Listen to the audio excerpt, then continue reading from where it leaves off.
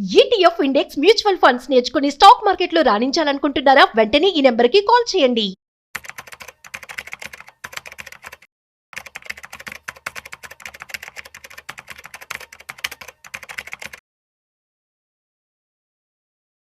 నమస్తే, welcome back to Suman T. Present మనతో పాటు ఉన్నారు స్టాక్ మార్కెట్ అనలిస్ట్ సుందరామరెడ్డి గారు. నమస్తే సార్. నమస్తే. సార్, గోల్డ్ అండ్ సిల్వర్ గురించి మాట్లాడుకుంటే మరి ఫ్లక్చువేట్ అవుతున్నాయి. వార్ స్టార్ట్ అయినప్పుడు ఆల్ టైమ్ రికార్డ్ వరకు వెళ్ళిపోయింది, మళ్ళీ తగ్గడం చూసాము. మళ్ళీ గత వారం రోజులుగా బాగా పడిపోయింది. ఈ రోజు మార్నింగ్ చూసుకుంటే కొంచెం మళ్ళీ స్టార్ట్ అవుతుంది, మళ్ళీ పుంజుకుంటుంది అని చెప్పేసి అంటున్నారు. మార్కెట్ లో కూడా ఇప్పుడు కొంచెం యాక్టివ్ గా ఉంటుంది మార్కెట్ అంతా కూడా, గోల్డ్ మళ్ళీ రైజ్ అవుతుంది అని చెప్పేసి అంటున్నారు కదా. అంటే ఏంటంటారు ఈ ఫ్లక్చుయేషన్ కారణాలు ఏంటి? మరి ఇంకా ఇలానే పెరుగుతుందా, మళ్ళీ సడన్ గా పడిపోతుందా? అంటే ఈ మధ్య కాలంలో తక్కువ అంటే 23rd అండి. 23rd కొంచెం తగ్గినట్టు కనిపించింది, మళ్ళీ ఇప్పుడు కొంచెం కొంచెం పెరుగుతుంది. బట్ ఇప్పుడు లైవ్ లో మళ్ళీ తగ్గుతుంది. బేసికల్గా ఏంటంటే ఇది వరల్డ్ వైడ్గా ఈ అన్సర్టనిటీ తోటి అండ్ గోల్డ్ బాగా డిస్టర్బ్ అవుతుంది. అందరూ ఎక్స్పెక్ట్ చేసిందేమో ఈ అన్సర్టనిటీ వల్ల ఎంతకంత గోల్డ్ సిల్వర్ పెరిగిద్ది అనుకున్నారు. బట్ అక్కడ చూస్తే డాలర్ స్ట్రాంగ్ అవుతుంది. డాలర్ 99-100 మధ్య రన్ అవుతూనే ఉంది. డాలర్ అలా పెరిగినంత కాలం, ఈ వారు ఆగేంత కాలం గోల్డ్ పెరిగే ఛాన్స్ పెద్దగా లేదు. ఎందుకంటే లాస్ట్ ఇయర్ బాగా పెరిగి ఉంది. మెయిన్ రీజన్ అది. బాగా పెరిగేసరికి ప్రాఫిట్ బుకింగ్ ఎక్కువ అవుతుంది. అండ్ మొన్న 3 days బ్యాక్ అయితే ఇంట్రాడేలోనే 9% డ్రాప్ అయిందండి గోల్డ్. 9% డ్రాప్ అయింది, మళ్ళీ రికవర్ అయింది ఈవినింగ్ కల్లా. అంటే టూ మచ్ వాలటిలిటీకి ప్రోన్ అవుతుంది. ఒకప్పుడు హెడ్జింగ్కి వాడే గోల్డ్, అలాంటిది ఇప్పుడు too much high beta asset అయిపోయింది ఇప్పుడు. అండ్ టూ మచ్గా షేక్అవుట్ అవుతుంది అటు ఇటు. ఎవరైనా కొనాలనుకుంటే లేదు, 5-6 ఇన్స్టాల్మెంట్లో ప్లాన్ చేసుకోవటం తప్ప ఒకేసారి కొంటే ట్రాప్ అయిపోతాం ఈజీగా. అండ్ బాగా మళ్ళీ పెరుగుతుందా అంటే అన్ని చోట్ల అన్ని ఎసెట్ క్లాస్లో డిస్కౌంట్ ఉంది ఇప్పుడు. ఇండియాలో అన్ని స్టాక్స్ డౌన్లో ఉన్నాయి. అండ్ సిల్వర్ డౌన్లో ఉంది, గోల్డ్ డౌన్లో ఉంది. అండ్ దుబాయ్లో అయితే ఈవెన్ రియల్ ఎస్టేట్ 40% డౌన్లో ఉంది. అండ్ వరల్డ్ వైడ్గా స్టాక్ మార్కెట్ మొత్తం డిస్కౌంట్లో ఉంది. బిట్కాయిన్ డిస్కౌంట్లో ఉంది. అన్ని రకాల అసెట్ క్లాసుల్లో డిస్కౌంట్ ఉంది. అందరూ ఈ అన్సర్టనిటీకి ఏంటంటే క్యాష్ హోల్డ్ చేసుకుంటూ పోద్దని చెప్పేసి అందరూ ఎసెట్లు అమ్ముతున్నారు. యాక్చువల్గా కొంటలేదు, ఇంకా వాడు అమ్మేసేసి క్యాష్ రూపంలో స్టోర్ చేస్తున్నట్టున్నారు. డాలర్ స్ట్రాంగ్గా ఉన్నంత వరకు, డాలరు 100 దాటితే కనుక గోల్డ్ ఇంకా డ్రాప్ అయ్యే ఛాన్స్ ఉంది. యుద్ధం ఆగాలి లేదా డాలర్ డ్రాప్ అవ్వాలి, ఈ రెండు ఏదో ఒకటి జరిగితేనే గోల్డ్ ముందు పోయే ఛాన్స్ ఉంది. అలాగని చెప్పేసి సోషల్ మీడియాలో అందరూ అనుకున్నట్టు బిలో 1,00,000 వచ్చే ఛాన్స్ లేదు. వాలటిలిటీ ప్రోన్ అవుతుంది అంతే, అప్ అండ్ డౌన్. అండ్ 1,20,000 వచ్చిందంటే మంచి రేటుకి వచ్చినట్లకే, అది కూడా రాకపోవచ్చు. క్రూడ్ ఆయిల్ పెరిగితే గోల్డ్ తగ్గిపోతుంది అని అంటారు ఒకప్పుడు. బట్ ఈసారి ఏమవుతుందంటే చెప్పాను కదా, డాలర్ స్ట్రాంగ్ అవుతుంది. అన్ని అసెట్ క్లాసుల్లో అన్సర్టనిటీ బీన్ అవుతుంది. ఈవెన్ మీరు క్రూడ్ ఆయిల్ చూస్తే రోజుకు 4% పోతుంది అటు ఇటు, 4%. నేచురల్ గ్యాస్ రోజు 4-5%. అండ్ గోల్డ్ సిల్వర్ కూడా రోజు 4-5%. అది ఒకప్పుడు లో బీటా అట్టుండేది, ఈసారి హై బీటా అయిపోయినాయి అన్నీ కూడా. అండ్ రెండోది, ఒక ఎసెట్ క్లాస్ లాస్ వస్తే ఆ లాస్ రికవరీ కోసం వేరే వాటిని అమ్మేస్తున్నారు. అట్లా ఒక ఎసెట్ టచ్ ఇంకో ఎసెట్ పడేయటం, ఆ ఎసెట్ ఇంకో ఎసెట్ పడేయటం, ఇలా జరుగుతుందన్నమాట. అందుకని టూ మచ్ అన్సర్టనిటీ నడుస్తుంది అన్ని రకాల మెటల్స్లో. అండ్ అర్జెంటుగా పెరగాల్సిన ఎన్రోల్మెంట్ కూడా ఏం లేదు. ఎందుకంటే ఇప్పుడు వరల్డ్ వైడ్గా సెంట్రల్ బ్యాంక్స్ అన్నీ లేదు, ఈ ఇన్ఫ్లేషన్ని బీట్ చేయడంతో ఫోకస్ చేస్తున్నాయి. దాన్ని ఎలా కంట్రోల్ చేయాలి, ఆయిల్ అండ్ గ్యాస్ వచ్చిన సైడ్ ఎఫెక్ట్స్ నుంచి ఎలా అడ్డుకోవాలి, వీటి మీద ఫోకస్ చేస్తున్నారు. ఈ టైంలో ఏ సెంట్రల్ బ్యాంక్ వాళ్ళు కూడా గోల్డ్ మీద ఫర్దర్ ఇన్వెస్ట్మెంట్ చేయరు. రెండోది, డాలర్ స్ట్రాంగ్ అవుతుంది కాబట్టి డాలర్ కొంటే వాళ్ళకి ఎంతకంత ఇన్కమ్ వచ్చే ఛాన్స్ ఎక్కువ ఉంది. కాబట్టి మళ్ళీ సెంట్రల్ బ్యాంక్స్ ప్రస్తుతానికి గోల్డ్ని కొంటాం పాస్ చేసేసి అండ్ డాలర్ని కొంటాను ట్రై చేస్తాయి, ఎందుకంటే అది బెనిఫిట్ జరుగుతుంది కాబట్టి. అందుకని గోల్డ్ ఇప్పటికిప్పుడే అర్జెంటుగా మళ్ళీ ఆల్ టైమ్ హైకి వెళ్ళాల్సిన అవసరం అయితే లేదు. Present physical gold versus digital gold అంటే మీరేం చెప్తారు? మీ రిక్వైర్మెంట్ లాంగ్ టర్మ్ ఒక ఎసెట్ లాగా ఉండాలి అనుకుంటే ఫిజికల్ కొనొచ్చు, డిజిటల్ కొనొచ్చు. లేదు షార్ట్ టర్మ్ అనుకుంటే డిజిటల్ తీసుకోండి, ఎందుకంటే ఎప్పటికంటే ఇప్పుడు అమ్ముకోవచ్చు కదా. ఎండ్ ఆఫ్ ది ప్రైస్ మూని మీరు ఎన్కాష్ చేసుకుందాం అనుకుంటే కనుక ఈటీఎఫ్ ఫార్మెట్లో కొనుక్కుంటే బెటర్. సార్, మిమ్మల్ని అడిగితే బంగారమా షేర్ మార్కెట్ అంటే మీరేం చెప్తారు? అసలు బెస్ట్ మీ ఫేవరెట్ ఏంటి? It's depend upon the person to person అండి. అండ్ రిటర్న్స్ పరంగా చూసుకుంటే కనుక గోల్డ్ వెరీ కన్జర్వేటివ్. ఇంత ముందు వెళ్చుకుంటే ఇయర్లీ 12% అలా వచ్చింది. కోవిడ్ కాడ నుంచి సడన్గా బంగారం డిమాండ్ పెరిగి యావరేజ్ మీద 20% పెరుగుతుంది. ఇంకా లాస్ట్ ఇయర్ అయితే 2025లో మాత్రం పీక్ లెవెల్ వచ్చింది పర్ఫార్మెన్స్. మళ్ళీ ఈ సంవత్సరం డవ్వలేదు. ఈ మంత్ అయితే ఆల్మోస్ట్ 6 months లోలో ఉంది గోల్డ్. ఇప్పుడు గోల్డ్ సిల్వర్ రెండు కూడా.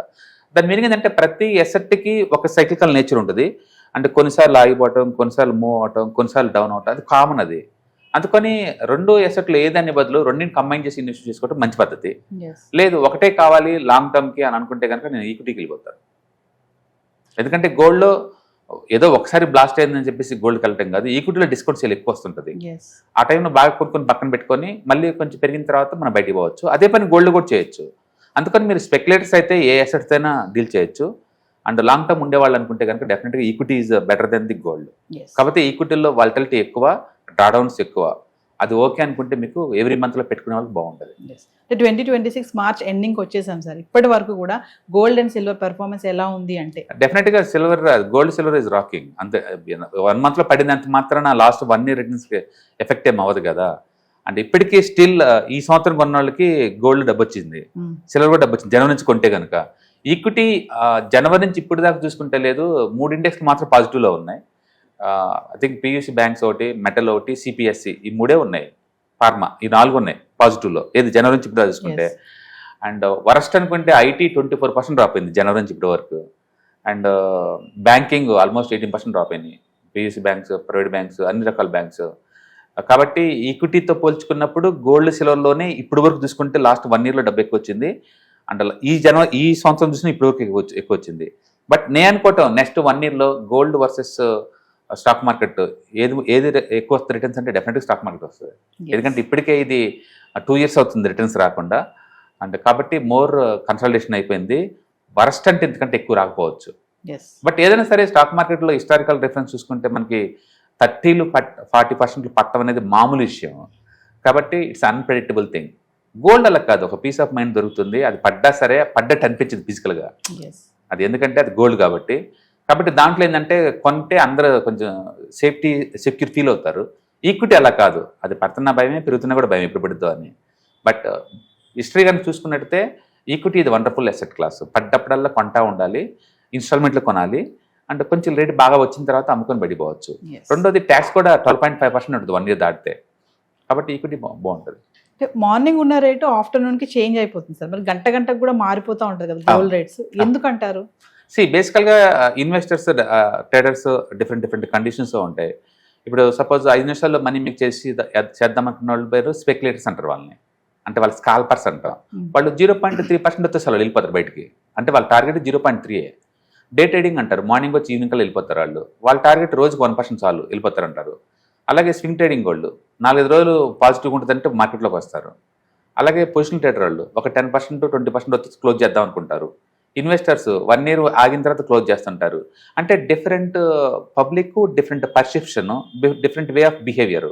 ఇవి కాకుండా మళ్ళీ మార్కెట్ మేకర్స్ అని ఉంటారు మార్కెట్లో, ఆర్బిట్రేషన్ చేసే వాళ్ళు ఉంటారు మార్కెట్లో, హెడ్జింగ్ చేసే వాళ్ళు ఉంటారు మార్కెట్లో, స్పెక్యులేషన్ చేసే వాళ్ళు ఉంటారు మార్కెట్లో. అందుకని డిఫరెంట్ కైండ్ ఆఫ్ పబ్లిక్ ఉంది స్టాక్ మార్కెట్లో. అందుకని మన చార్ట్స్ అంటే it nothing but humans emotional visualisation. అది చార్ట్. ఆ చార్ట్ చూస్తే ఇప్పుడు ఫియర్కి ఫీల్ అవుతున్నారా, గ్రీడీకి ఫీల్ అవుతున్నారా, ఎక్కడ కొంటున్నారు, ఎక్కడ అమ్మే ఛాన్స్ ఉంది మనకు అర్థమవుతూ ఉంటుంది అన్నమాట చార్ట్లో. అందుకనే ఏ ఎసెట్ క్లాస్ కైనా సరే మీరు చార్టిస్ట్ అయ్యి ఉంటే అండ్ హ్యూమన్స్ మెంటాలిటీ అర్థమవుతుంది ఎంతో కొంత. దాన్ని బట్టి మన సేఫ్టీ గేమ్ ఆడచ్చు అనమాట. ఎంతో కొంత గ్యారంటీ ఇవ్వదు, బట్ మోర్ ప్రాబిలిటీ ఇస్తుంది అనమాట. అందుకని ఎందుకు ఉదయం రేటు అంటే వరల్డ్ వైడ్గా ఎలాంటి బ్యాడ్ న్యూస్ రాలేదనుకోండి స్టేబుల్గా కొంటా ఉంటారు. ఏదైనా న్యూస్ స్టార్ట్ అయిందనుకోండి వెంటనే అమ్మేయటం బిగిన్ చేస్తారు. అండ్ వరల్డ్ వైడ్గా మార్కెట్ డ్రాప్ అవుతుంది అనుకోండి, భయం వేసి వాళ్ళకన్నా ముందే నేను బయట పోవాలని చెప్పేసి అందరూ అమ్మేస్తూ ఉంటారు. అందరూ అమ్మేసినప్పుడు అది కింద పోతూ ఉంటాయి. ఇప్పుడు లైవ్ మార్కెట్లో ఎంటైర్ వరల్డ్ మార్కెట్ మొత్తం డౌన్లో ఉంది. ఈరోజు 0.8% దాకా డౌన్లో ఉంది. అంటే లిటరలీ 1% డౌన్ ఉంది వరల్డ్ వైడ్గా. అంటే ఈరోజు అన్ని డ్రాప్ అవుతుంది, ఒక క్రూడ్ తప్ప. గోల్డ్ సిల్వర్ కూడా డ్రాప్ అవుతుంది. కాబట్టి ఇప్పుడు మార్కెట్ ఓపెన్ అయ్యింది అనుకోండి, క్రూడ్ ఆయిల్ మార్కెట్ ఇప్పుడు అది సిల్వర్ ఈ మెటల్ మార్కెట్ ఓపెన్ అవుతుంది MCX 5 o'clock, ఆటోమేటిక్గా వీళ్ళు షార్ట్ కొడుతుంది బిగిన్ చేస్తారు. నువ్వు ఎందుకు ఈరోజు షార్ట్ కొడుతున్నావు అంటే వరల్డ్ వైడ్ పడుతున్నాయి కాబట్టి. అందుకని ఇక్కడ ఫండమెంటల్ షార్ట్ టర్మ్లో బ్యాక్ డోర్ తీసుకుంటే ఎమోషన్స్ లేదా సెంటిమెంట్స్ అనేది ఫ్రెండ్స్ తీసుకుంటుంది ఈరోజు. అందుకని షార్ట్ టర్మ్ పాయింట్ ఆఫ్ లో ఇట్ సెంటిమెంట్ డజంట్ మ్యాటర్. లేకపోతే ఎక్కడో వారు జరిగితే అంటే ఇక్కడ ముందే అది ఏదో ఎఫెక్ట్ కాబోతుంది అని చెప్పేసి మన పొజిషన్ తీసుకుంటాం. రియల్గా ఎఫెక్ట్ అయినా సరే ఆ టైంలో ఎవరు ఎఫెక్ట్ అవ్వరు ఆ రేంజ్లో. బట్ స్టాక్ మార్కెట్ ఎప్పుడు లేదు, 2-3 నెలలు ముందు ఊహించుకుంటూ వర్క్ చేస్తూ ఉంటుంది అనమాట. అందుకని పలానా కంపెనీ ప్రాఫిట్ తగ్గబోతుంది అంటే చాలు ఈరోజే అమ్మేస్తారు. పోనీ పలానా కంపెనీకి పెద్ద కాంట్రాక్ట్ వచ్చింది, అది 2030లో అవుద్దని చెప్పినా సరే ఈరోజే పెరిగింది స్టాక్. ఒరిజినల్గా ఆ ప్రాజెక్ట్ వచ్చేది అండ్ అది ఇంప్లిమెంటేషన్ చేస్తే మనీ వచ్చేది 2030లో. బట్ ఇప్పుడే ఈరోజు పెరిగింది స్టాక్స్. అంటే స్టాక్ మార్కెట్ ఈ రోజు చూసి ఈరోజు మూవ్ అవటం కాదు, ఫ్యూచర్ ఎక్స్పెక్టేషన్ బట్టి ఈ రోజు మూవ్ అవుతూ ఉంటుంది. కాబట్టి న్యాచురల్గా different participants, different behaviour, different expectations, వాళ్ళు తీసుకునే ఆ న్యూస్ ఫ్లోని బట్టేసి ఒక్కొక్కరు ఒకలా రియాక్ట్ అవుతూ ఉంటారు. అందుకని ఉదయం రేటు ఉంటే మధ్యాహ్నం ఇంకో రేటు ఉంటుంది, సాయంత్రం ఇంకో రేటు ఉంటుంది. బట్ ఎక్కువ సార్లు ట్రెండ్ కంటిన్యూ అవుతుంది 1 day వరకు అట్లీస్ట్. అందుకని మనం ఏం చేస్తామంటే 5 minutes క్యాండిల్ బాక్స్ బ్రేక్అవుట్ అయింది అనుకోండి, అండ్ అది కంటిన్యూషన్ అవుతుందని ఊహించుకుంటాం, స్టాప్ లాస్ పెట్టుకుంటాం అనమాట. ఒక తేడా వస్తే స్టాప్ లాస్ కట్ అవుద్దని చెప్పేసి అట్లా మనం ట్రెండ్ ఫాలోయింగ్ చేస్తుంటాం. ఏదైనా ట్రేడింగ్ అనేది వండర్ఫుల్ ప్రొఫెషన్ అది. And human mind set read చేయడానికి, హ్యూమన్స్ బిహేవియర్ అర్థం చేసుకోవడం కోసం బాగా యూజ్ అవుతూ ఉంటుంది. మనీ ఉన్నా లేకపోయినా చార్టులు చుట్టిన కూడా ఒక చార్టిస్ట్కి ఒక ఆనందం అనిపిస్తుంది. So your stock market analyst Sundararamareddy గారి మార్చి 28, 29, 30 డైలీ 2 గంటలు mutual funds, index funds, ETFs ఎక్కడ ఇన్వెస్ట్మెంట్ చేయాలి, ఎంత ఇన్వెస్ట్మెంట్ చేయాలి, ఎంత ఇన్వెస్ట్మెంట్ చేస్తే ఎంత రిటర్న్స్ వస్తాయి, బెస్ట్ ఫండ్స్ ఏమున్నాయి, ముఖ్యంగా మహిళలు వీడియో చూస్తున్న ప్రతి ఒక్కరు కూడా మరి సుందరరామరెడ్డి గారు మహిళలు కూడా స్టాక్ మార్కెట్లో రాణించగలరని చెప్తున్నారు కదా. సార్ క్లాసెస్ కనుక అటెండ్ అవుతే మీకు best investment strategies and business ideas వస్తాయి. మరి ప్రతి డౌట్ని కూడా మీరు సార్తో మాట్లాడి క్లియర్ చేసుకోవచ్చు. మరి ఇంకెందుకు ఆలస్యం, కింద స్క్రోల్ అవుతున్న నెంబర్కి కాల్ చేసి స్లాట్ ఇప్పుడే బుక్ చేసుకోండి. హాయ్, సుందరరామిరెడ్డి.